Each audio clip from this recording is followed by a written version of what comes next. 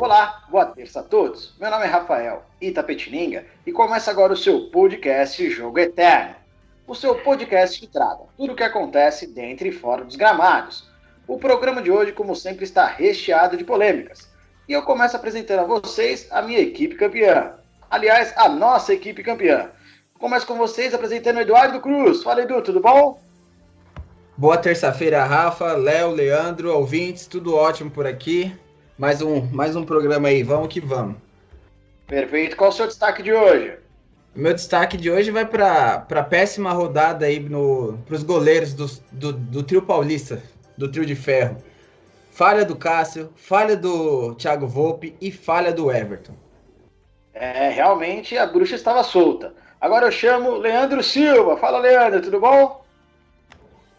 Uma boa terça-feira a Rafael, Eduardo, Leonardo e a todos os ouvintes que nos acompanham. Perfeito, Leandro. Qual o seu destaque de hoje? O principal destaque vai para a lambança da arbitragem no jogo entre Santos e Flamengo, uma demora eterna para resolver cada lance. Realmente é polêmico, mas eu ainda acho que é melhor demorar e acertar. Agora eu chamo Leonardo Cruz. Fala, Léo, tudo bom? Fala, Rafael, tudo bem com você? Eduardo, Leandro, um bom dia, boa tarde, boa noite aos nossos ouvintes que estão aqui na audiência. É uma grande satisfação estar mais uma vez no Jogo Eterno. Perfeito. Qual o seu destaque inicial? Você permite 2 destaques? Claro, até 3. Não, apenas 2. Um positivo e um negativo. Negativo para mais uma péssima atuação do Corinthians no clássico contra o São Paulo. Derrota por 2-1. E o destaque positivo, aniversário do Corinthians, nosso Coringão, 110 anos de muitas glórias, algumas tristezas, mas é como diz o rei Roberto Carlos, se chorei ou se sorri, o importante é que emoções eu vivi. Realmente, em 110 anos de glórias. Bom, perfeito. Começando o nosso podcast, o primeiro assunto será o jogo do Palmeiras, né? O Palmeiras foi até Pituaçu enfrentar no sábado à noite a equipe do Bahia, a boa equipe do Bahia, que eu acho que tem alguns talentos. Bom, eu tenho que concordar que realmente foi mais do mesmo, né? Aquela evolução que nós vimos no clássico contra o Santos não prevaleceu. O Palmeiras até ia ganhar a partida daquele jeito, daquela meio que na bacia das almas, mesmo que realmente num termo resultadista, mas acabou infelizmente com a falha do goleiro Everson tomando o gol de empate. Bom, eu vou chamar o Leandro, que acompanhou esse jogo. E, Leandro, eu queria só que você me falasse um pouco sobre o jogo e o quanto que essa perca de pontos, aí, né, na minha opinião, o Palmeiras perdeu mais 2 pontos aí no final do jogo, né, contra a Fluminense, contra Goiás e agora contra o Bahia. O quanto esses 6 pontos aí pode fazer falta lá na frente? Pode fazer muita falta. O Palmeiras, nessas últimas rodadas, vem pecando muito no desempenho. Tanto é que das últimas 5 rodadas, das três, das 5 rodadas, 3 jogos o Palmeiras saiu na frente por 1-0 e toma o empate. Esse termo resultadista é o que pode ser aplicado hoje com o Palmeiras. O Palmeiras ele não encaixa um bom futebol. Tem elenco, tem dinheiro, tem patrocínio, mas em campo não está sendo colocado essas credenciais. No jogo que foi feito lá em Bahia, em Pituaçu, Bahia jogou muito ruim. Jogos que o Palmeiras poderia ter alcançado a vitória, não conseguiu. E o Palmeiras, se não melhorar o seu estilo de jogo, não vai alcançar grandes resultados nesse campeonato. Tanto é que o primeiro tempo foi um jogo que o Bahia quase não atacou o primeiro tempo. Foi um jogo muito morno, com poucas oportunidades, um jogo feio, da linguagem aí dos boleiros. No segundo tempo, o Palmeiras começou a tomar as iniciativas, o Bahia foi se resguardando, até que uma substituição do Vanderlei Luxemburgo aos 28 minutos do segundo tempo até que surtiu o efeito, tirou o Lucas Lima, se não me engano, e colocou o Zé Rafael, ex-Bahia. E aí, nesse momento, a lei do ex prevalece. O Zé Rafael, com 3 minutos em campo, faz o gol do Palmeiras. Foi um gol bonito até de se ver, mas novamente o Palmeiras relaxa Já é o terceiro jogo que o Palmeiras sai na frente e toma um empate. No finalzinho, na bacia das almas, como diz o Rafael, nos acréscimos, numa falha do Everton, o Bahia consegue empatar. Foi um jogo que saiu um empate amargo para o Palmeiras. Foi um jogo de 6 pontos, que com essa vitória o Palmeiras ficava lá bem próximo do topo, caiu bastante, caiu acho que umas 4 posições, e desse jeito, da forma que está jogando, não está dando certo. O Palmeiras precisa encontrar o desempenho, porque lá na frente pode sofrer quando realmente for enfrentar uma equipe que pode se ter parâmetros, uma equipe de Libertadores, River Plate, Boca Juniors. Se continuar do jeito que está, não vai muito longe ainda nas competições futuras. É verdade. Principalmente o que vocês vinham falando, né? Referente a desempenho, acabou. O que acontece é realmente isso. Quando você não tem um desempenho muito bom, você corre esses riscos, né? De tomar um empate, como o Palmeiras tomou, e acabou não vencendo a partida.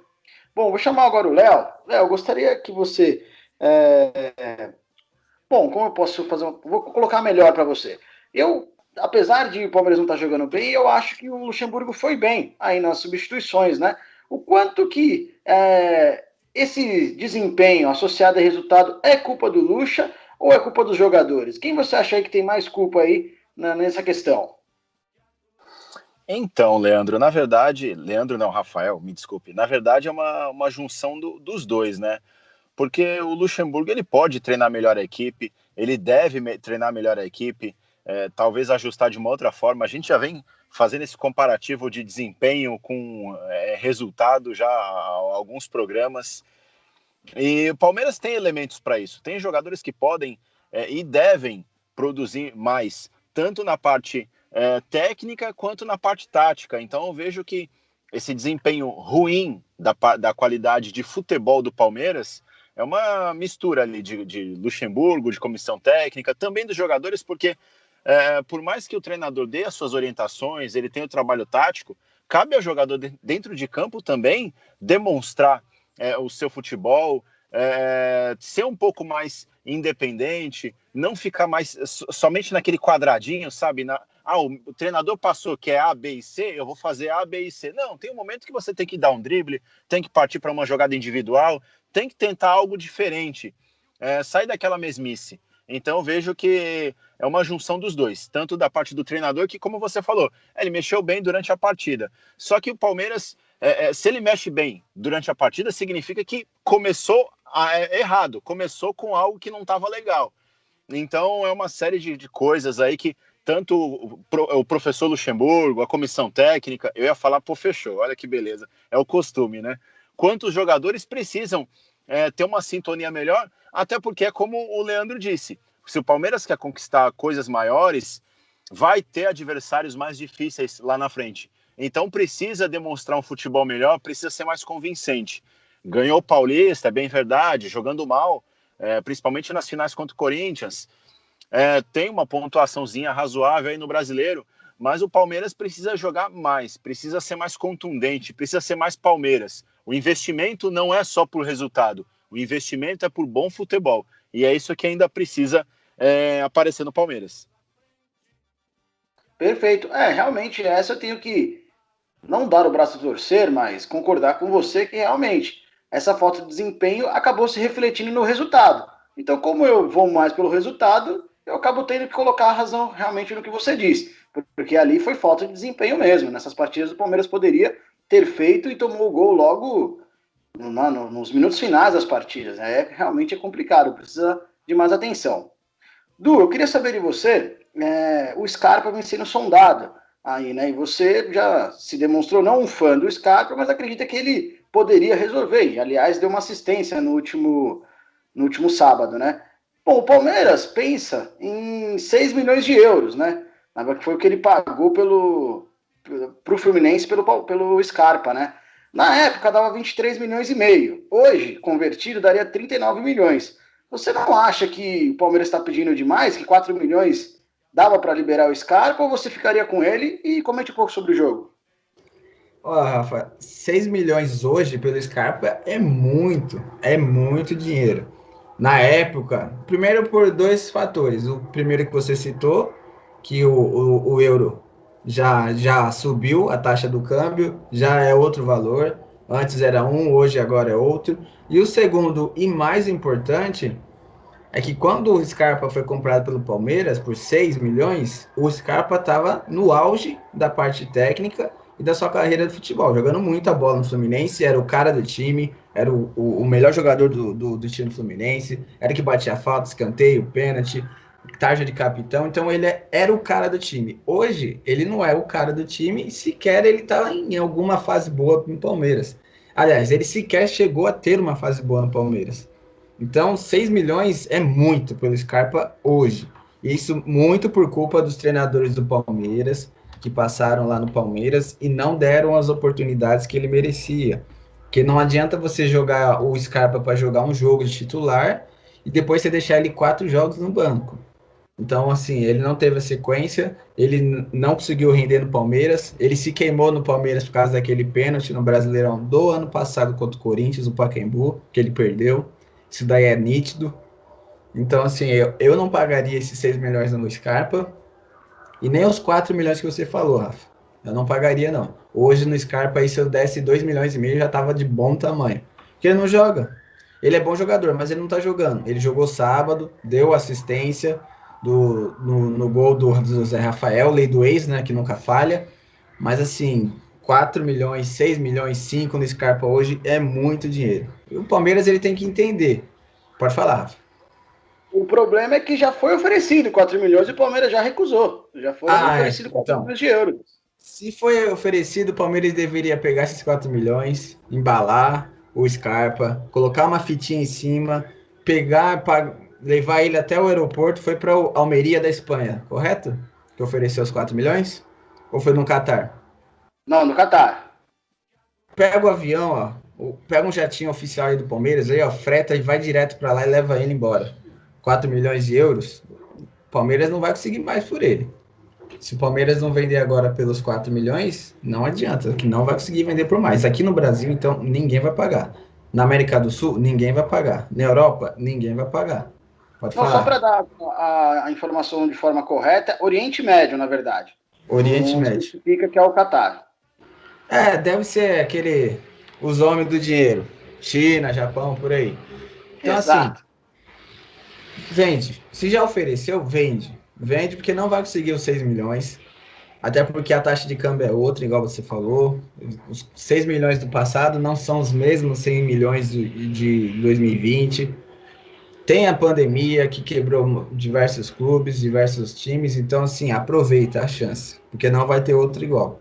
Não vai ter outro igual. Referente ao jogo, Palmeiras...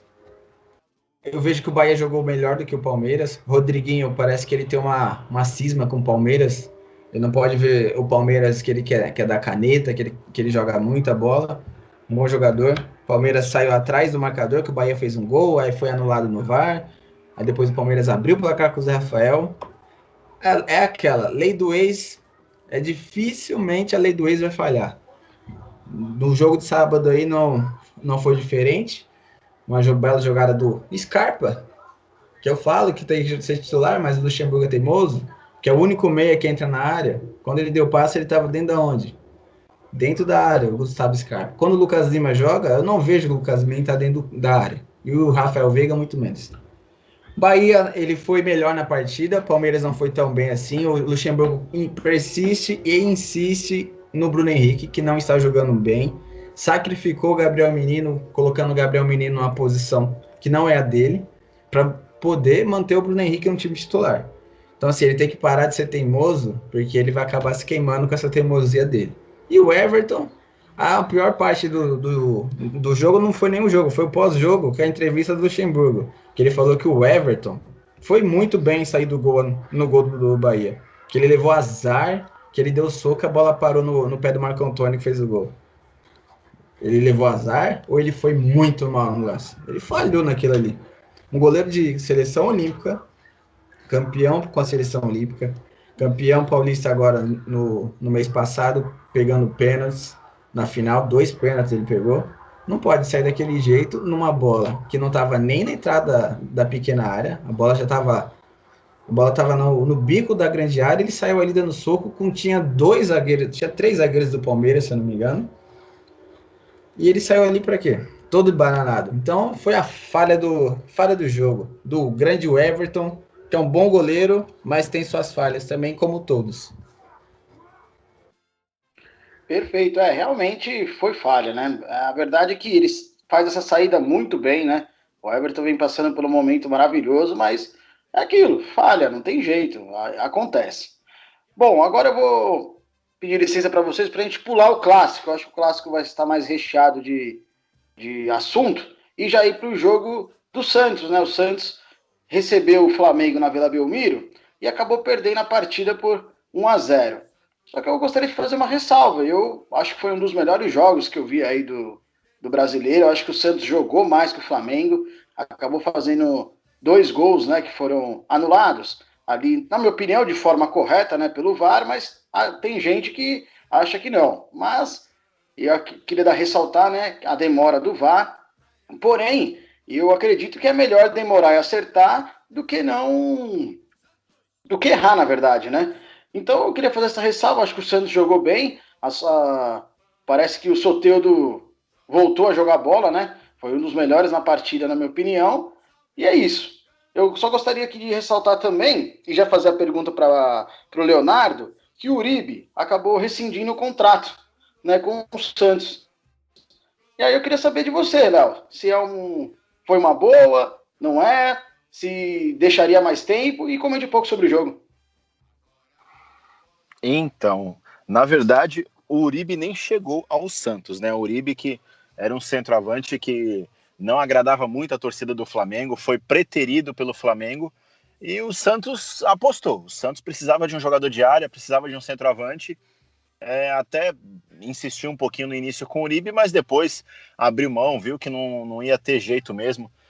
Inclusive até o Eduardo Sacha, na época, foi colocado de centroavante. O Sacha, que não é um centroavante, mas acabou fazendo essa função durante algum tempo no Santos, porque o Uribe não tem a mínima condição, não tem condição técnica, não é um goleador, é um jogador que é totalmente dispensável. Então acho que para o Santos foi uma boa, rescindir o contrato. O Uribe com certeza não tinha um salário baixo lá no Santos, então já economiza na folha salarial, até porque não só o Santos, todos os nossos times aqui de São Paulo, talvez, exceto o Palmeiras, passem por dificuldades financeiras, então é um peso a menos que o Santos vai ter. O Santos que tem uma bucha aí com o Brian Ruiz, teve no passado recente com outros jogadores também, Leandro Damião e por aí vai. Então é melhor evitar, já que tecnicamente ele não contribui, rescinde, cada um segue sua vida e bola para frente. Sobre o jogo, eu concordo com o que você falou, foi um jogo bacana, foi um jogo interessante. Flamengo aí tentando se reencontrar, né? Depois da saída do Jorge Jesus, uma situação muito difícil, muito delicada para o Flamengo, algumas derrotas inesperadas. E o Santos é aquilo que a gente vê, não é de hoje. O Santos é um time que tecnicamente não é uma maravilha, tem um bom time, um bom 11 titulares, mas quando você precisa do banco fica um pouco mais difícil. Mas tem jogadores como o Soteldo, que fez uma boa partida, é um jogador que chegou meio com um pouco de desconfiança no Santos, baixinho, venezuelano, no que vai dar, e acabou conquistando a torcida santista. E teve esses gols anulados também, ao meu ver, de forma correta. Agora, o VAR é complicado, né? O VAR, concordo com você, pode demorar, mas que acerte. Agora, eles poderiam caprichar um pouquinho mais, né? Tomar as decisões com um pouco mais de rapidez, com mais de agilidade, até porque já não entrou o VAR nesse ano no futebol brasileiro, já vem do ano passado. Então, assim, podem fazer testes, treinamentos, para tentar facilitar. O que dá impressão, às vezes, em certos lances ou jogos, é que um quer jogar para o outro. O árbitro de campo quer jogar para o pessoal que está lá na cabine, o pessoal que tá na cabine quer jogar para quem está dentro de campo, ninguém quer assumir nada, fica muito na dúvida, sabe? Então, assim, fica complicado. Às vezes o tempo é muito longo para decisões que não são tão complexas assim. Mas o importante é que, assim, que teve o acerto e que pode estar em um caminho aí de uma melhora na questão das injustiças no futebol, né? Nós vemos em ligas aí europeias, o Eduardo acompanha tão bem aí a Premier League, que lances são decididos em frações de segundos, então a gente poderia caprichar para melhorar. Isso não é só aqui no Brasil, na América do Sul também acontece muito isso, Copa Sul-Americana, Libertadores da América, uma demora absurda para tomarem a decisão em relação a lances simples. Mas eu vejo que assim, o Santos tende a fazer um bom campeonato brasileiro, um campeonato digno das suas tradições, bem provável que não brigue por títulos, mas você vê, ontem no jogo contra o Flamengo, um time que é postulante a ser campeão, o Santos fez uma partida de igual para igual, encarou de frente, e é isso que tem que fazer. É um time que, depois que o Cuca chegou, começou a se ajeitar. O Cuca, ele trabalha bem com jogadores com um pouco menos de expressão. Acho que o Santos tem uma perspectiva boa aí nesse segundo semestre no Campeonato Brasileiro. Agora o Flamengo precisa continuar se acertando, porque o Flamengo não é uma equipe para brigar em uma posição intermediária do campeonato, precisa brigar, se acertar rapidamente para brigar pelo título brasileiro, tem a Libertadores da América, tem competições importantes, porque senão vai acabar ficando pelo caminho. Realmente concordo com você. O Santos mostrou aí uma certa evolução. Gostei do jogo do Santos. O Cuca realmente mostrando para o que veio, né? E o Flamengo é isso. Precisa continuar evoluindo também. Gostei ali do abraço, né, do Gabigol ali no Torrente. Demonstra que estão tentando, né? Bom, agora eu quero chamar o Leandro. Leandro, o Caio Jorge acabou perdendo a posição para o Raniel. O Raniel, né, que teve uma boa passagem pelo Cruzeiro e não teve lá grande passagem pelo São Paulo Futebol Clube. Mas assim, eu gostei do Raniel, né? Ele acabou fazendo um dos gols anulados. Mas o que você acha? Você acha que dá para ir com o Raniel ou o Santos precisa realmente, quando puder voltar a contratar, ir atrás de Ricardo Oliveira? E comente um pouco sobre o jogo. Sobre a contratação não tenha dúvida. O Raniel, quando ele veio do Cruzeiro, quando ele foi revelado no Cruzeiro, parecia que seria um jogador que seria muito incrível, que seria um jogador nota 8 para 9. Mas com o tempo foi se desgastando, não tendo maus atuações, foi para o São Paulo, foi para o Santos e nunca mais se encontrou. Penso sim que se o Santos tiver a oportunidade de contratar um jogador, tem que contratar sim, trazer o Ricardo Oliveira. Para mim, esse jogador, ele tem total condição e tem a cara do peixe. Tanto é que na última passagem o Ricardo Oliveira arrebentou. Foi um jogador incrível, manteve toda a classe de artilheiro, faro de artilheiro e conseguiu bons desempenhos. Sobre o jogo, Flamengo e Santos, esse jogo sempre nos reserva grandes atuações. Eu lembro muito bem aquele jogo de Flamengo e Santos quando tinha Ronaldinho, quando tinha Neymar, o último jogo também na temporada passada, uma goleada do Santos. Sempre é um jogo que reserva grandes atuações, momentos mágicos, dribles, e é isso que se espera, jogo bonito. Mas sobre a arbitragem especificamente, eu acho que é uma demora muito grande para resolver lances simples. Ali era muito fácil determinar que o Raniel estava milimetricamente impedido. Era só uma pequena análise rápida que já conseguia concluir se o lance estava certo ou errado ali na hora que foi feito o gol. Também no segundo gol anulado do Santos, também que foi a participação, o Marinho faz a batida da falta e um dos jogadores que estava na entrada da área dá a sensação que ele iria participar da jogada e com isso ele engana ali a visão do Diego Alves e acaba saindo o gol. As duas faltas aí, os dois gols impedidos foram certamente anulados, mas é muita demora. Eu acredito que nesses lances menos complexos tem que diminuir o tempo. Isso quebra o ritmo do jogo. Às vezes está um jogo tão incrível, tão corrido, e aí do nada demora 5, 6 minutos. Mas fora isso, o árbitro Sampaio, que é árbitro FIFA, foi muito bem. Primeiro tempo foi um jogo muito corrido, as duas equipes jogaram muito bem, mas eu vejo que o Santos foi muito superior.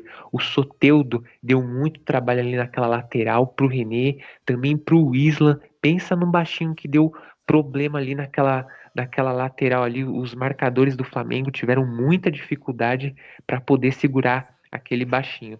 Sobre as substituições, foi necessária a substituição do Diego Alves, parecia que estava com problema. Para mim, foi o melhor atleta em campo. As suas defesas aí garantiram o placar mínimo para o Flamengo. Há também a substituição do Everton Ribeiro, depois o Diego. Foram substituições aceitas. Eu só acho que a titularidade do Michael não foi uma boa escolha para esse jogo. Eu acredito que ele é um jogador que precisa entrar mais no segundo tempo. É aquele famoso jogador que, quando ele joga meio período, é sensacional para quebra de marcação, dribles, mas quando é o tempo todo, os 90 minutos, não é um jogador assim de grande desempenho, pelo menos nesse campeonato. Especificamente sobre alguns atletas, o Gabriel perdeu alguns gols, que poderia ter sido 2 até 3-0 no segundo tempo, mesmo o Flamengo sendo inferior ao Santos. Perdeu alguns gols, fez aquele gol bonito num contra-ataque. O defensor do Santos perdeu a bola ali, foi tentar adiantar, perdeu a posse de bola, foi um contra-ataque armado rapidamente, e com isso o Gabriel faz aquele belo gol na finalização que não deu para o goleiro do Santos.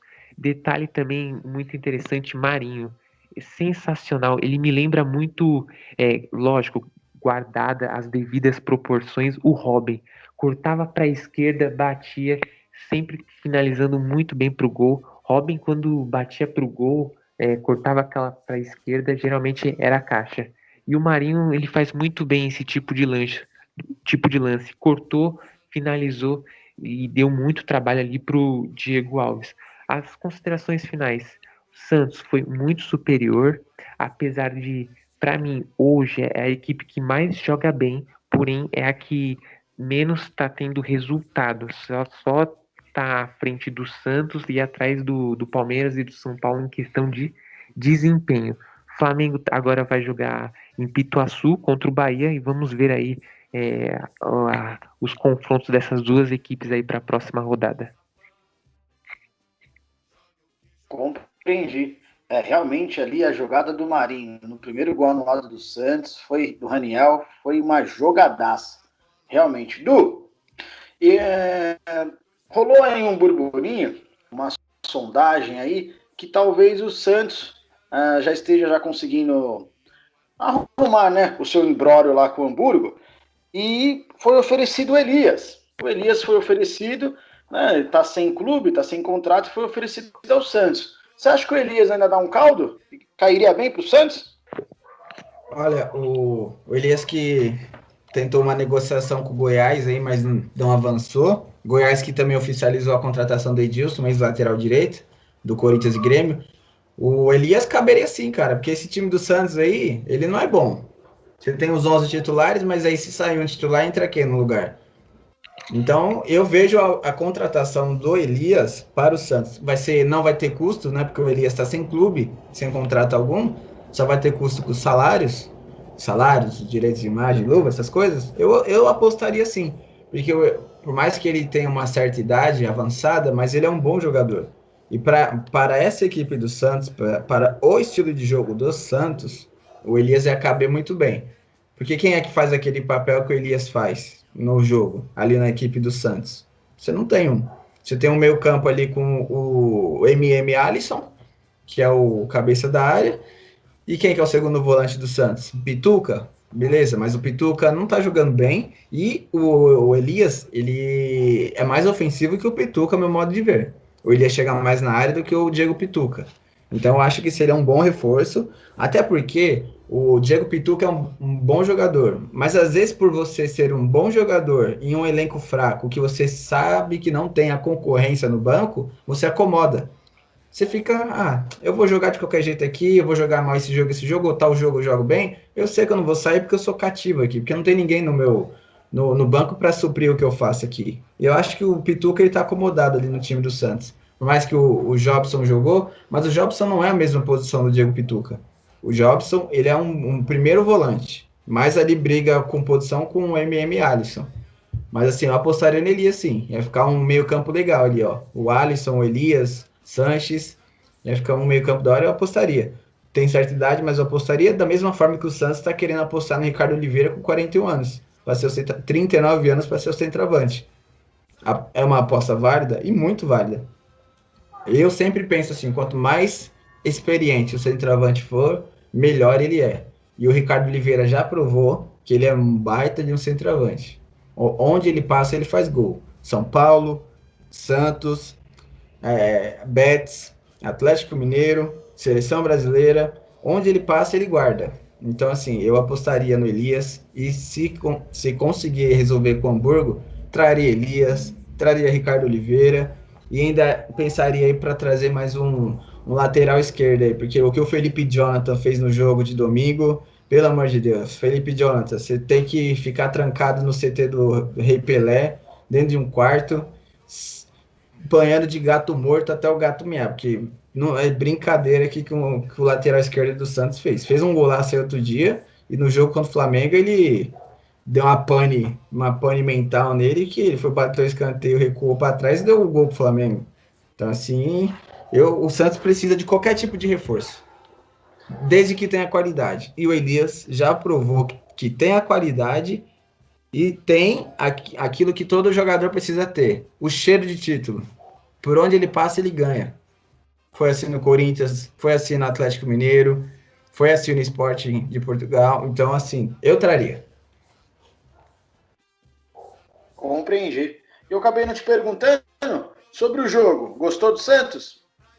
Foi o melhor jogo do campeonato, comparando as duas equipes. Foi o melhor jogo, assim, gostei de ver, um jogo bastante rápido. Santos, independente do time, é o jeito do Santos jogar, vai para cima. O Santos engoliu o Flamengo, essa que é a realidade. Mas aí, após o segundo gol do Santos anulado, o Santos morreu na partida. O Santos morreu, ficou sem reação, aí ficou sem força para reagir o segundo gol anulado. Aí o Flamengo, com as suas peças individuais, ganhou o jogo. O gol do Gabigol, que arrumou até uma confusão aí com o Cuca e com o Marinho no jogo, que foi comemorar e falou alguma coisa no ouvido do Marinho, o Marinho não gostou, o Cuca reclamou, aí ficou aquele diz que me disse, xinga de um lado, me xinga de outro, sua mãe não é homem, sei o que, e o juiz deu amarelo pro Cuca e deu amarelo pro Gabigol. Essas brigas por provocação eu acho besteira por parte de quem aceita a provocação. Quem tá provocando é porque tá ganhando e tá no dele. Basta ser o adversário. O adversário, no caso, o Cuca, Santos, Marinho. Beleza, você provocou hoje? Tranquilo. Vai ter o jogo de volta. Não vai ter o jogo de volta no Maracanã? Ou onde quer que seja? Vai ter. Vai lá no Rio de Janeiro, enfia 2-3 do Flamengo, vai no Gabigol e fala, haha, manda aquele famoso hashtag chupa. Pronto. Devolveu. Não precisa ficar brigando, arrumando briga, xingando. Porque é sempre assim. Quem provoca tá na dele. Mas aí, quem aceita, quem tá sendo provocado tem que aceitar de boa. Não pode ficar indo para cima arrumar briga. Da mesma forma que quem provocou um dia, no outro vai ser provocado. Isso é da vida. Você não vai ficar a vida inteira só provocando e ninguém vai te provocar. Uma hora vai ter que levar. Aí vai ter que ver se o Gabriel Barbosa, Gabigol, vai ser homem de ficar na dele também. Ou ele vai querer ir pra cima brigar. A gente cansa de ver aí. Ou quando o Valdívia jogava no Palmeiras, ele não provocava com aquele chute no vácuo. Aí um jogo que o Corinthians, o Jorge Henrique deu um chute no vácuo, no Pacaembu, deu uma briga, uma pancadaria. Mas ué, o Valdívia pode e o Jorge Henrique não? Por quê? O Valdívia é melhor que o Jorge Henrique? Não. O Gabigol é melhor que o Marinho? Como pessoa, falo, não. O Marinho é melhor que o Gabigol? Não. Como pessoas somos todos iguais. Então, provocou, aceita, chora na cama, espera o segundo turno, vai lá no Maracanã, enfia 2-3 gols, mete a caneta no Gabigol e vai lá na orelha dele e fala, chupa. É isso aí, realmente. É bom, é bom, é bom. Eu particularmente não acho nada demais. Eu acho que sempre é bom. Até o Marinho também já tinha provocado antes, na hora do gol, fazendo o gesto, né, do VAR. Então, acho que ficou tudo em casa. Bom, agora entrando no assunto do majestoso, né? o São Paulo Futebol Clube recebeu o Corinthians nas 11 horas da manhã do domingo. E, na minha opinião, agora eu vou começar com o lado vencedor. Bom, para mim, o São Paulo jogou razoavelmente bem, para ser sincero. Para o que eu penso, não de futebol, mas para o que eu penso do que o futebol brasileiro pode demonstrar no âmbito geral, né? Claro que tem suas exceções, como o Flamengo do ano passado. Eu acho que o Tricolor jogou ali 50% do que eu acho que deveria jogar um time brasileiro ali no primeiro tempo. Então, realmente eu gostei de São Paulo. Aquela marcação alta ali realmente dificultou a saída corintiana. E realmente eu gostei. Bom, 3 vitórias seguidas, né? Nos últimos 12 pontos, ganhou 10. Eu acho que o Fernando Diniz tem que ser ressaltado, porque manteve aí o esquema que acabou trocando, né? A sensação que eu tenho é que o Fernando Diniz falou, bom, já que eu tô com a corda no pescoço, pelo menos eu vou... Se eu caio com minhas convicções. Então hoje eu quero chamar você, Edu, que vem acompanhando o São Paulo, né, diariamente, que você fale um pouco sobre o Clássico e sobre o Júnior Tavares, né, que voltou de empréstimo e pode ir para o Cruzeiro. Mas com essa ascensão aí do Léo Pelé, né, desculpa, é só Léo, na verdade, né, do Léo na zaga, e aí, querendo ou não, acabou ficando sem reserva imediato, né? Você não acha que era bom o São Paulo manter o Júnior Tavares do que improvisar o Lisieiro? Então vamos começar aí pelo Tavares, que é um pouco mais fácil de falar. Eu acho que deveria ficar, porque se você pega o seu lateral titular, que é o Reinaldo, se ele não joga, quem é que vai jogar? Teoricamente era o Léo. Porém, o Diniz jogou o Léo na zaga, e ele tá indo muito bem na zaga. E aí você fica sem uma reposição na esquerda. Então eu manteria o Tavares no elenco. Já provou que não é aquele primor de jogador, mas ele é um jogador aceitável no elenco. Em um time arrumado, o Tavares vai bem. Ele sabe jogar a bola dele. O problema do Tavares não é nem o Júnior Tavares, é a mãe dele. Ele tem que falar para a mãe dele, mãe, fecha a boca, vou cortar sua internet porque você não pode falar nada. Porque é a mãe dele que acabou queimando o Júnior Tavares na passagem dele pelo São Paulo antes do empréstimo para fora. Então ele cortando a internet da mãe dele e ele fazendo feijão com arroz que ele sabe fazer, o Júnior Tavares ele pode ser o reserva do Reinaldo, porque o Reinaldo ele é titular absoluto. Agora falando do clássico em si, para você ver, né, Rafa, como o Corinthians está mal. Você falou que o São Paulo foi 50% do que você espera de um clube brasileiro. E mesmo assim ele foi superior ao Corinthians. Foi bastante superior ao Corinthians. São Paulo começou muito bem o jogo, uma marcação lá em cima, velocidade, marcação forte. Corinthians no primeiro tempo, acho que ele deu 2 chutes, o gol do Ramiro, e um outro chute, o Léo Natel foi bater uma falta. Ei, Léo Natel. A gente te elogiou outro dia aqui, Léo Natel. Você vai bater uma falta daquela na lua, mas tá tudo bem. Mas aí o São Paulo. Perdão, São Paulo aí conseguiu 10 pontos em 12. O Diniz, ele largou as convicções dele para garantir o cargo, porque se ele manter aquela convicção de toque e posse de bola, ele acho que ele não estaria nem mais aí no cargo. Conseguiu 2 vitórias por 1-0, venceu um clássico por 2-1, resultado importantíssimo. Por mais que o seu adversário não estava em um domingo inspirado, aliás, que o seu adversário não está no ano inspirado, tem que ganhar de qualquer forma. Ele foi lá, ganhou 2-1, 3 pontos lá para o Morumbi, segunda colocação do Brasileirão para o São Paulo Futebol Clube.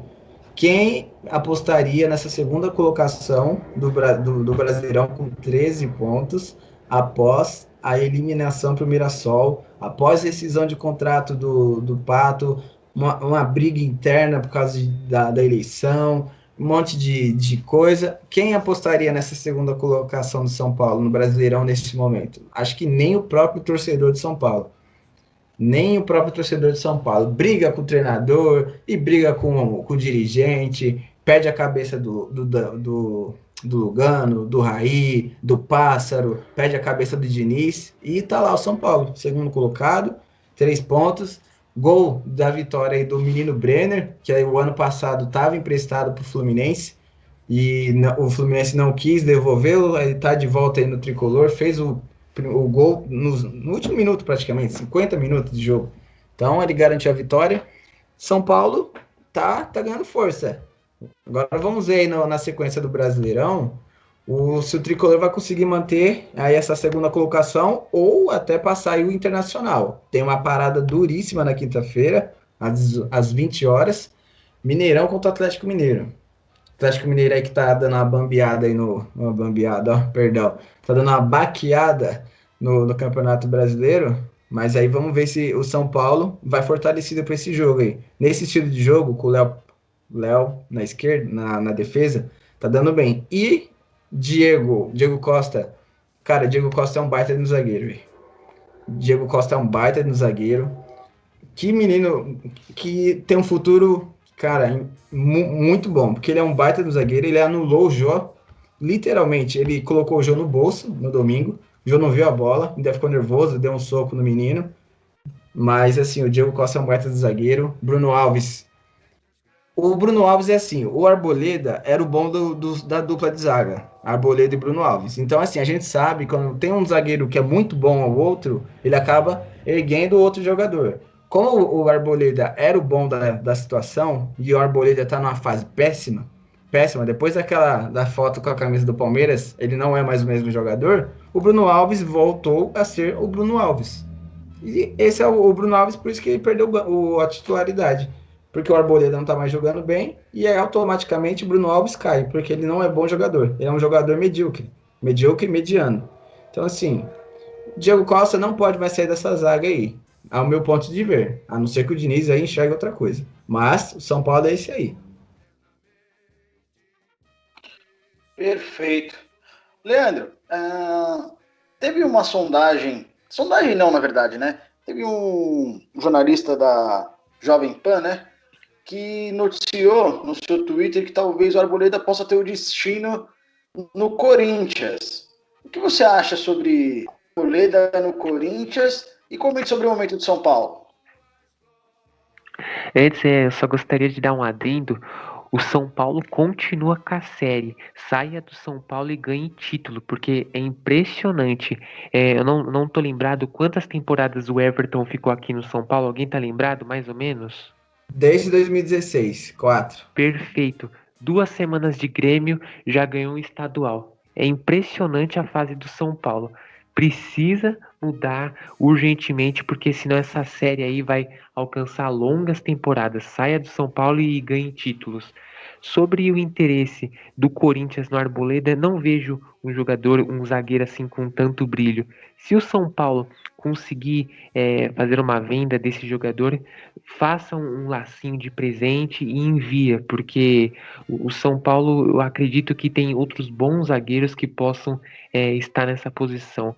Já para o Corinthians, eu não sei também se seria interessante o Arboleda no Corinthians. O Gil está fazendo a função muito bem, a zaga em si, eu acredito que está fazendo um bom trabalho. Eu acho que se o Arboleda um dia sair do São Paulo, tem que ir para uma outra equipe, porque eu acredito que o Arboleda ele não tem o perfil do Corinthians. Se tiver alguma sinalização de contratação, pode ser que o empresário dele arrume no Palmeiras, porque depois do que ele fez naquelas férias, é impressionante usar a camisa do rival. Ele é um profissional, ele não pode utilizar a camisa do time adversário, porque ele trabalha nessa área, ele é um profissional. E isso aí é a mesma coisa que você é de uma emissora e você veste a camisa de uma outra emissora. Isso aí pegaria muito mal. Sobre o jogo, foi um jogo que, quem diria, me surpreendeu muito o São Paulo 10 dias atrás, 12 dias atrás. Eu pensava que era crise, imaginava que o Diniz ia ser demitido. Como o futebol é resultadista. Agora o São Paulo está na vice-liderança, para mim, uma classificação surpreendente. Diniz, que era muito contestado, agora é um bom técnico, é um conceito que pode ser que o São Paulo aí fique na ponta da tabela, mas mesmo assim não tem credencial para ganhar o jogo. Detalhe, os 2 gols do São Paulo, o primeiro que foi um gol de falta, ali o Cássio falhou, me dá a sensação que na saída da bola ele não acompanhou e aí o Hernanes consegue fazer aquele gol de falta. O Cássio é um grande goleiro, mas às vezes ele dá umas falhadas. O segundo gol já não tinha como fazer, não tinha como defender. A cabeçada do jogador de São Paulo bateu na trave, entrou pro gol, não tinha muito o que fazer. Mas assim, não uma alfinetada tão grande, mas do jeito que o São Paulo estava comemorando ali a vitória no clássico, parecia que era título. O time como o São Paulo, um time grande que tem dinheiro no caixa, que comparado com outras equipes tem um dinheiro, mesmo que às vezes falte para às vezes para quitar a dívida de jogadores, algo do tipo, mas tem que se contentar em ganhar títulos, comemorar com títulos, não comemorar um jogo e pensar que agora aqui é São Paulo, agora estamos no topo, estamos em cima. Não, São Paulo tem que ter a mentalidade de um time vencedor, porque se continuar do jeito que está, desde 2012 não ganha um título. E assim, desse jeito, para um time grande, da grandeza do São Paulo, não pode. Sobre o Corinthians, está me surpreendendo muito o início do campeonato. Hoje, analisando os 5 paulistas, o Corinthians e o RB Bragantino são as piores equipes em desempenho. Tanto é que o RB Bragantino demitiu o Felipe Conceição já nesta última rodada. Já o Thiago Nunes, vamos ver aí até quando ele vai conseguir se manter no cargo, porque o desempenho do Corinthians está muito surpreendente, muito ruim, está péssimo, e se não abrir o olho já pode começar aí a ficar nessa zona da degola. O Corinthians, que é um time vencedor, campeão, agora que vai completar seu aniversário, não pode se contentar em ficar numa zona de rebaixamento. É um time que já conquistou o mundo, já conquistou a América e merece sim, pela força da camisa, por ter a segunda maior torcida do Brasil, sempre estar lá em cima como um time vencedor e vitorioso. Compreendi, Leandro. Bom, agora eu vou chamar o Léo. E, Léo, eu gostaria de saber o quanto que o Hernanes, né, pode ser importante aí na evolução do São Paulo. Eu confesso que não me impressionou, porque o São Paulo também não tem um banco maravilhoso assim, mas devido ao sol, né, das 11 horas, aquele tempo quente, né, e o Hernanes já tem uma certa idade, eu particularmente sou muito fã dele, correto? Mas eu acho que ele surpreendeu, né, fez um golaço e ajudou o Tricolor aí nessa vitória contra o Corinthians. O quanto você acha que o Hernanes pode jogar aí pelo Tricolor? Então, Rafael, eu vou te falar, eu também sou fã do futebol do Hernanes. Eu acho um jogador excepcional e é como eu costumo falar, uma pena que alguns jogadores envelhecem, porque o Hernanes com 27, 28, 30 anos era um jogador fantástico, ambidestro, inteligente, tecnicamente, taticamente, um jogador importantíssimo para qualquer equipe em que ele possa jogar. Hoje tem a questão física, ele não consegue mais ter um nível de rendimento satisfatório, mas ontem surpreendeu. O calor forte em São Paulo, jogo 11 horas da manhã, o horário que o sol está em seu ápice, o Hernanes resistiu bem, teve um desempenho muito bom ontem na partida contra o Corinthians, fez um belo gol, concordo, o Cássio estava mal posicionado, falhou, mas o Hernanes cobrou uma falta muito bem cobrada. Se ele tivesse cobrado mal, talvez o Cássio tivesse defendido. Então, um jogador que pode ter muita importância, talvez não para jogar os 90 minutos, entrar no segundo tempo, 15, 20 minutos no segundo tempo, mas é um jogador excepcional, que tem uma qualidade técnica absurda, é um jogador que talvez não tenha tido sua sequência ao longo da sua carreira na seleção brasileira, uma sequência tão positiva assim, mas para o São Paulo e para um time de futebol, principalmente aqui do futebol brasileiro, o Hernanes é um jogador assim que eu acho extremamente acima da média. Eu não sei como que a parte fisiológica, médica do São Paulo trabalha com o Hernanes na questão física, mas vale muito a pena ter um trabalho detalhado, minucioso, muito cuidadoso com o Hernanes, porque é um jogador que ele tem uma qualidade técnica, uma média técnica acima dos outros jogadores e é inteligentíssimo. É um jogador que ele consegue perceber o que acontece no jogo, ele tem uma leitura muito interessante, é um treinador dentro de campo. Além de ser um ótimo jogador, ele tem essa facilidade para conseguir se adaptar a várias situações que acontecem dentro de campo. Compreendi. Bom, realmente concordo com você. Bom, agora indo para o lado que acabou perdendo o clássico, né? O Corinthians. Eu vou continuar com você, Léo. Você que acompanha brilhantemente aí o Corinthians e hoje aí ainda vai cobrir, né, o evento aí da live do Corinthians referente ao possível anúncio dos name rights, né? Mas eu vou dar minha opinião referente ao jogo, né? Realmente fica simples, né? O Corinthians não fez mais uma vez uma bela partida. Eu só gostaria de falar um pouco sobre o Thiago Nunes. Né? Na minha opinião, essa vinculação, né, que vem acontecendo da possível saída do Thiago Nunes, eu acho extremamente equivocada. Né? Na minha opinião, ele nem deveria ter vindo. Porém, já que veio, tem que se dar o tempo. Entendeu? Ele, juntamente com a diretoria, André Sanches, informaram que era realmente uma mudança de característica no Corinthians, um clube centenário, né, 110 anos, que normalmente não tem esse estilo de jogo. Eu não gostaria da mudança, não acredito que a mesma coisa que se fosse o Santos querer mudar o seu estilo, eu também não concordaria, mas já que quis mudar, que prossiga, né? Eu, na minha opinião, eu vou usar o mesmo exemplo que eu falo das diretorias, né? Da diretoria do Flamengo, que o correto era que toda diretoria de qualquer clube fizesse o que o Flamengo fez, né? Deixasse a casa em ordem. Então eu gostaria que o Corinthians fizesse isso com a sua comissão técnica. Espera, aguarda. Não precisa necessariamente ganhar um título, dar uma resposta, mas que ele fique, já que veio, e tente realmente renovar esse plantel do Corinthians, pensar na base. Então, particularmente, eu não concordo, mas é óbvio que temos que colocar suas ressalvas, que o time não vem bem, o time realmente não tem um padrão tático alinhado, entendeu? Ora, nós demos escalações aqui, ora eu peço para colocar o Gabriel, ora você, Léo, pede para colocar o Ederson do Cantillo, e nenhum dos dois jeitos está certo. Então eu gostaria que você falasse sobre o jogo e realmente sobre o quanto que o Thiago Nunes tem influência nessa má fase do Corinthians. Então, Rafael, você tocou num ponto-chave.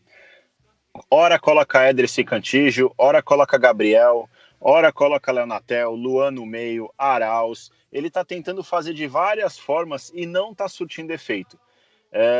O Corinthians, a gente vem cansando de falar, chega até a ser exaustivo. O Corinthians é uma bagunça generalizada. O Corinthians não tem padrão tático. O Corinthians... o Thiago Nunes, você disse brilhantemente, chegou para mudar o estilo de jogo. Mas até agora, sinceramente, não tem estilo nenhum que está tentando ser implantado no Corinthians. O Corinthians é nulo, é zero. O São Paulo, você até falou que o São Paulo jogou mais ou menos 50% do que a gente pensa que um time brasileiro possa jogar. Só que, sinceramente, o São Paulo não teve adversário ontem. O Corinthians é um time que não consegue atacar pelas pontas, não tem tabela, não tem jogada ensaiada. O Jô é um sofredor ali na frente porque não chega bola nenhuma para ele finalizar, em condição dele finalizar. Obviamente, foi bem marcado pelo Diego ontem, mas qualquer outro zagueiro marcaria o Jô muito bem, porque ele não tem um jogador que se aproxima, não tem um jogador que chega para fazer 1-2, não tem um cruzamento limpo na cabeça do Jô, não tem nada. O Corinthians é um time que dá sono ver o Corinthians jogar. É um time ridículo, é um time fraco, é um time... E não é que é fraco que não tem jogadores, é fraco na sua essência de jogo. O Corinthians, defensivamente, dá muito espaço, permite que os adversários chutem de onde estiver em campo, dá muito espaço para fazerem cruzamento. O Cássio, que eu concordo, estava mal posicionado ontem no gol do Hernanes, mas o Cássio também é uma vítima nesse time do Corinthians, porque é um time que não demonstra segurança nenhuma.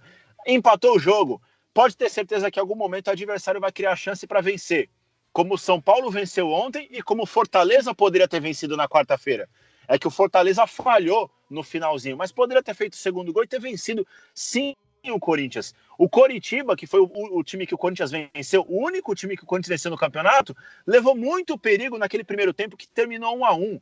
Então o Corinthians não demonstra segurança nenhuma. É um time que não consegue criar oportunidades.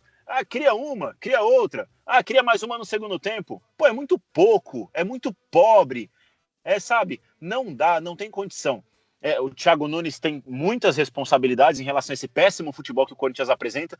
Os jogadores também têm muita responsabilidade, porque, como eu disse agora há pouco, o jogador tem que fazer o seu papel dentro de campo também. O treinador passa suas orientações, o jogador tem que ter o discernimento pô, eu posso fazer isso, eu posso fazer aquilo. Ah, o treinador falou que eu tenho que ficar aqui, mas, pô, se eu conseguir dar um drible aqui, ele tem que saber enxergar o jogo também, ver o que está acontecendo na partida. E os jogadores do Corinthians, eles são apáticos, eles são, sabe, eles ficam ali mortos dentro de campo, parece, na brincadeira que a gente costuma fazer, foram comer uma feijoada no almoço e depois foram jogar bola, sabe? Não é assim.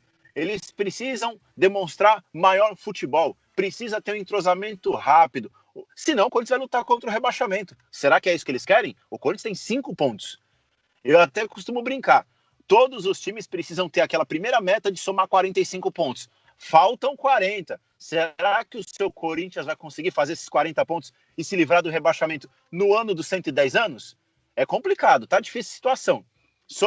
Só entrando nessa questão de uma possível substituição do Thiago Nunes, um presidente que não costuma demitir treinador. Vide Tite em 2011, que depois da eliminação para o Tolima, ele bancou e nós vimos tudo o que aconteceu depois. Corinthians com o Tite foi campeão do mundo. Só que o Thiago Nunes precisa reagir. É como até o Eduardo disse em alguns podcasts, o Mano Menezes está no sofá, está acompanhando tudo quanto é jogo. O Andrés gosta muito dele, ele é muito bem visto no Corinthians, e o Mano Menezes ele tem até aquele estigma de ser retranqueiro, de ser, vamos dizer, entre aspas, um retrocesso se o Corinthians o contratasse. Só que o Corinthians de Mano Menezes jogava muito bem. Era um Corinthians ofensivo, era um Corinthians que tinha padrão tático, era um Corinthians que tinha triangulações, era um Corinthians que fazedor de gols, que jogava com 3 atacantes, era um Corinthians que os volantes saíam para o jogo, Christian e Elias saíam muito bem para o jogo, faziam vários gols. Então, assim, era um Corinthians completamente diferente desse. Então, até onde será que não seria bom uma substituição do treinador? Até porque o Thiago Nunes, ele está completamente perdido. Ele não sabe o que faz. Tudo que ele tenta fazer dá errado. Até porque temos que ver se durante a semana, durante os treinamentos, as coisas acontecem também. Porque tá difícil, tá muito complicado. O torcedor do Corinthians está sem um pingo de paciência. E você vê, aniversário de 110 anos e o Corinthians passando esse sufoco aí no Campeonato Brasileiro. No Campeonato Paulista conseguiu se classificar, até porque o nível é outro, né? O nível é muito abaixo. Você vê, o Guarani, faltando 2 rodadas, tinha 5 pontos a mais que o Corinthians e ainda assim conseguiu ficar atrás. E nas quartas de final, semifinal, o Corinthians acabou passando. Pegou o Palmeiras, que era melhor na final, e foi derrotado. Então, o brasileiro tem um nível diferenciado. Equipes são muito mais fortes. Então, o Corinthians precisa acordar. E acordar rápido, porque daqui a pouco vira o turno lá na zona do rebaixamento. O Corinthians sabe bem como funciona isso. Em 2007, aconteceu esse que o pessoal lá fica esperto para não se repetir. Perfeito, Léo. Leandro, eu queria saber de você, está tendo uma sondagem aí de clubes do Ceará pelo Everaldo. Você liberaria o Everaldo? Existem bons jogadores aí que devem se ter contratos muito bem fixados, mas eu acho que não liberaria hoje para contrato definitivo.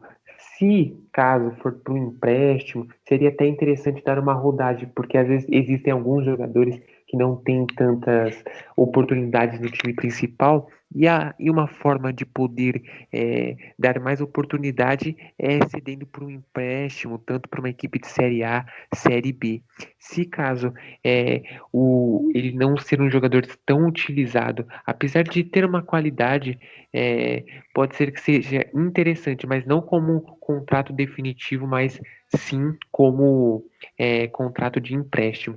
Só um adendo que o Luan, que está tendo um desempenho muito abaixo do esperado, já tomou cornetada do Danilo, aquele Danilo mesmo, que jogou Mundial, Libertadores, é ídolo da torcida corintiana.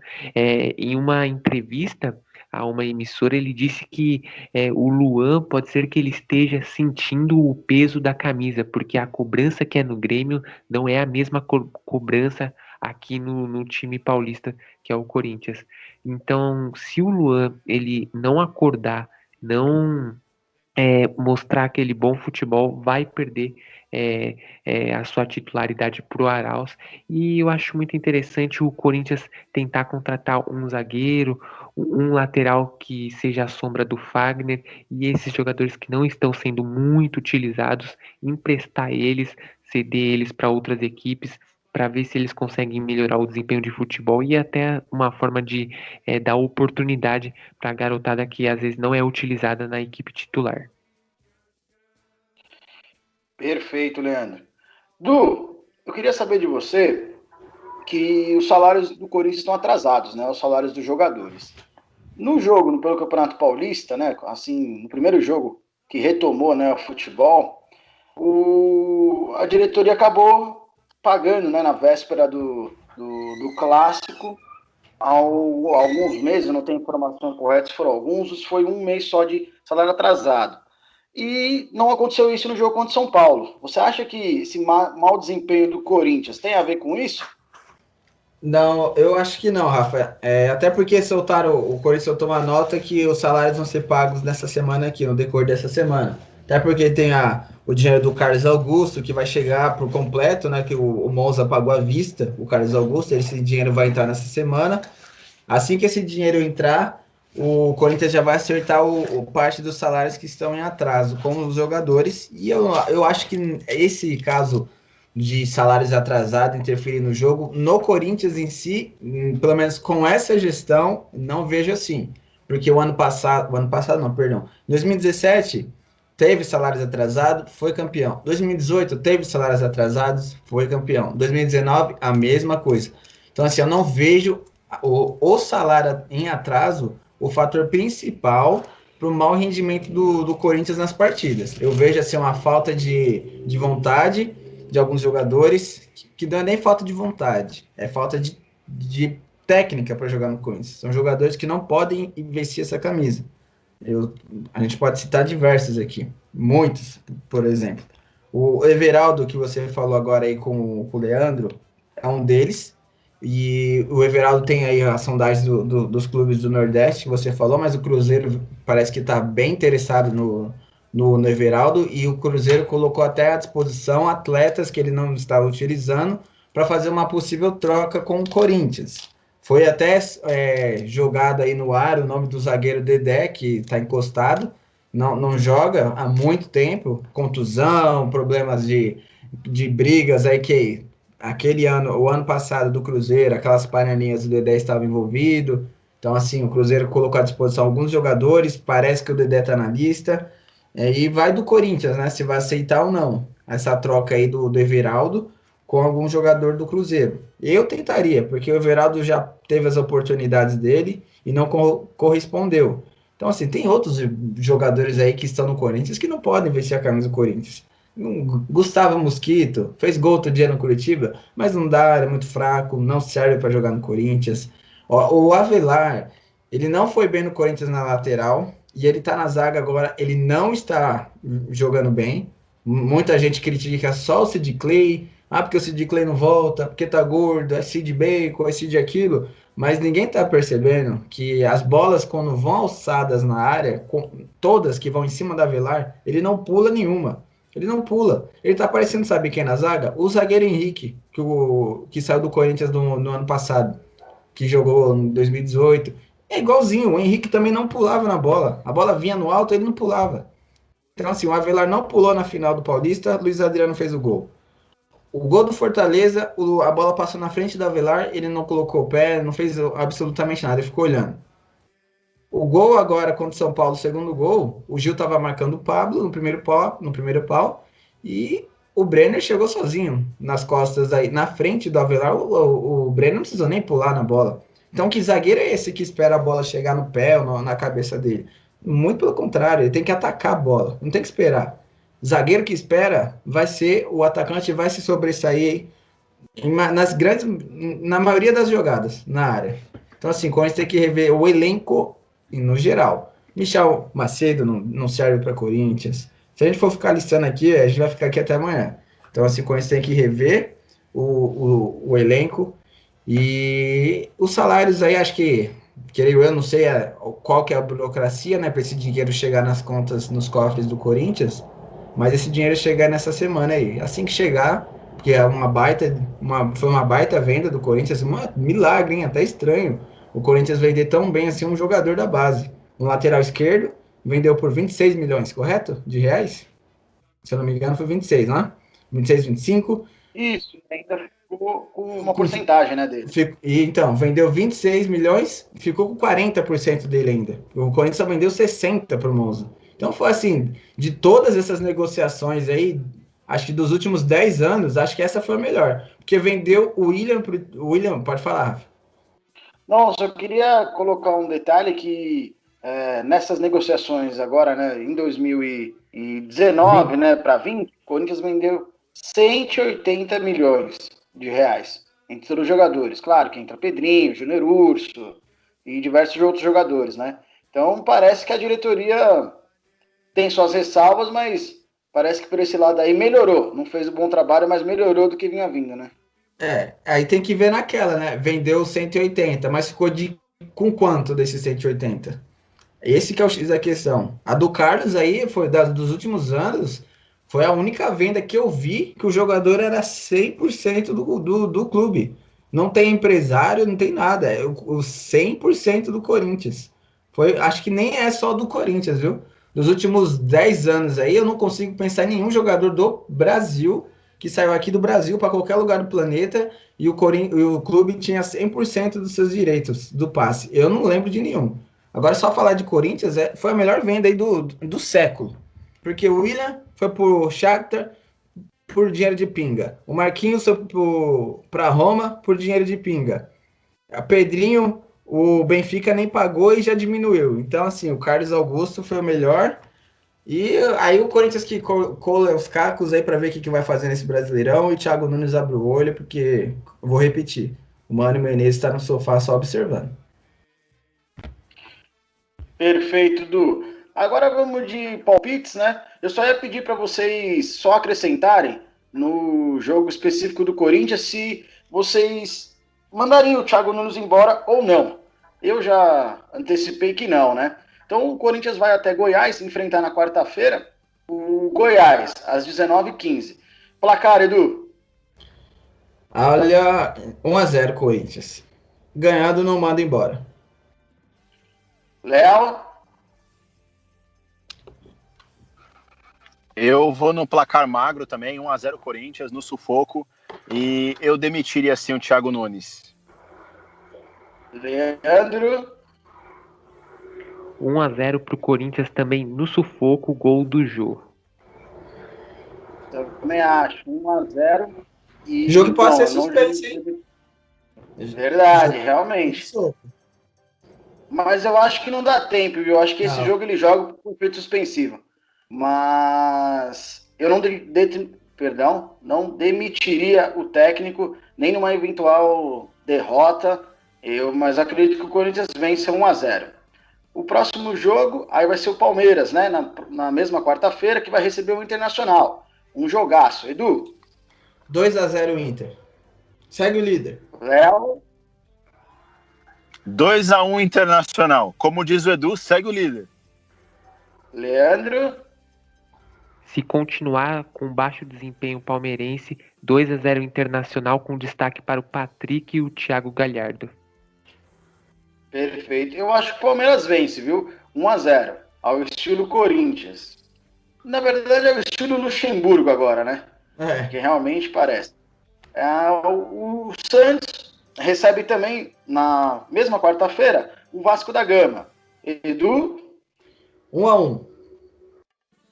Léo?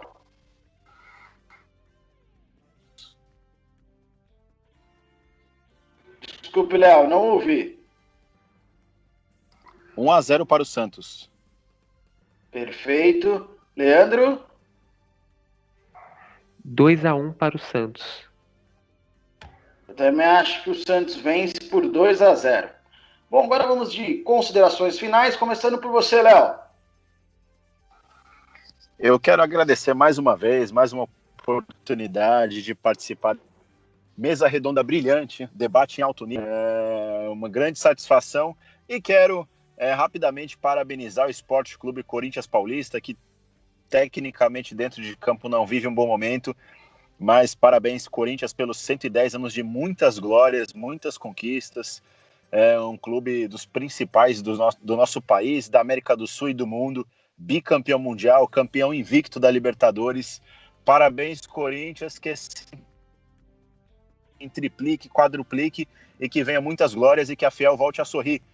Porque, como eu disse no início, como diria Roberto Carlos, se chorei ou se sorri, o importante é que emoções eu vivi. Forte abraço e até a... Leandro, considerações finais. Agradeço a participação por mais um episódio aqui do Jogo Eterno, a todos os ouvintes, vocês três aqui, e vamos para cima, sempre muito bem informado, e um grande parabéns ao Corinthians, que completando-se nesta noite de quarta-feira, um grande aniversário, uma equipe vitoriosa, grandiosa, que já foi campeã do mundo 2 vezes e que merece todo o respeito. Edu? Agradecer a você, Rafa, Léo, Leandro, dupla sertaneja. Agradecer a todos os ouvintes aí do nosso programa. Agradecer aí também a página, os seguidores do Instagram, os subscritos do YouTube. Fiquem ligados aí no decorrer dos dias, que a gente vai estar vindo com conteúdos novos. E espero que essa pandemia acabe logo para a gente fazer algumas coisas aí inovadoras para o nosso programa. Perfeito, galera. Seu programa Jogo Eterno foi um oferecimento de OKL Mania, o melhor do seu vestuário masculino e feminino. Raiz Imports, os melhores óculos você encontra aqui.